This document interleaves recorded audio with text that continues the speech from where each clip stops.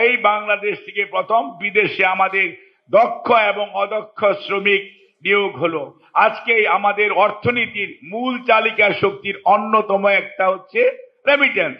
আজকে আমরা সুন্দর সুন্দর কাপড় পরি, কিন্তু আমাদের এত সুন্দর কাপড় কিন্তু 72, 73, 74, 75 ছিল না। কারণ তখন 2 গজ কাপড়ের জন্য আমাদের রিলিফ চেয়ারম্যান অথবা টিসিবি লাইনে দাঁড়াতে হতো। এবং মা বোনেরা আছেন, তখন একটা ডানোর কৌটার জন্য সকাল থেকে সন্ধ্যা পর্যন্ত এই রমনার টিসিবি দোকানের মধ্যে সকাল ভোর রাত্র থেকে লাইন পড়তো। সেটা ছিল 5 টাকা, বাইরে ছিল 125 টাকা। সেইটাকে দেখেন আপনি, আজকে এই কাপড় সবাই আলহামদুলিল্লাহ আমরা 4টা মোটা কাপড় আমরা সবাই পড়তে পারছি। এবং বিদেশে এই যে কাপড় রফতানি অর্থাৎ রেডিমেড গার্মেন্টস, এটি কে করলেন?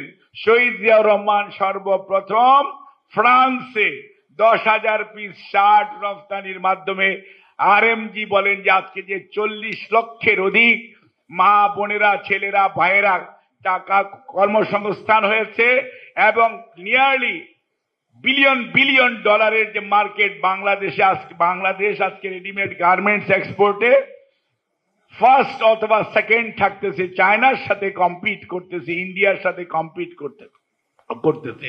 একটা ছোট দেশ, তারপরেও জিয়াউর রহমানের যে দূরদর্শী ভীষণ, একটা অর্থনীতির জন্য একটা হলো কৃষি, একটা হলো আপনার এই রেমিটেন্স, আর একটা হলো রেডিমেড গার্মেন্ট। তিনটার পিছনে আছে শহীদ জিয়াউর রহমান। কাজেই আপনারা তো অবশ্যই, অর্থাৎ মানুষ যে বিশ্বাস করেছিল 7ই নভেম্বর, সেই বিশ্বাসে উনি কিভাবে মূল্যায়ন করলেন এবং মর্যাদা দিলেন এবং দেশের মানুষকে, এই উচ্ছৃঙ্খল বিশৃঙ্খল মানুষকে উনি সুশৃঙ্খল করলেন, সারা বাংলাদেশের মানুষকে ঐক্যবদ্ধ করলেন এবং আধুনিক বাংলাদেশের উপকার বলা হয় শহীদ জিয়াউর রহমানকে।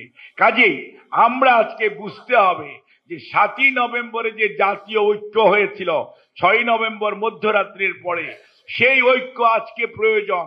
আজকে 2026-এর মধ্য ফেব্রুয়ারির মধ্যে জাতীয় নির্বাচন।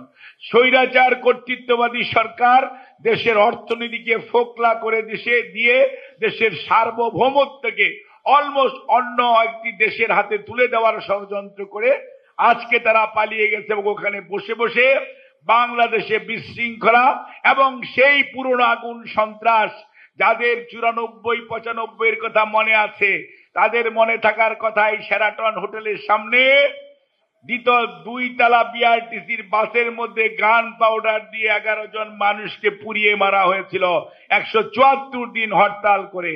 সেই সময়কার যারা করেছিল তারাই দেখেন আজকে বিচারের রায় হবে, সেইটার আগে এবং পরে বিভিন্ন ভাবে দেশের মধ্যে বিশৃঙ্খলা, উচ্ছৃঙ্খলা এবং সেই পুরনো কায়দায় আগুন সন্ত্রাস যে আবারও তারা মাঠে নেমেছে।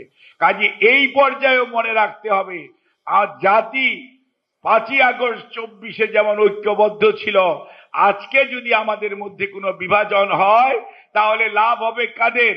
লাভ হবে ওই পতিত বা পলায়নকৃত স্বৈরাচারের। আর এর ফসল ভোগ করার জন্য তারা উঠে পড়ে লেগে আছে।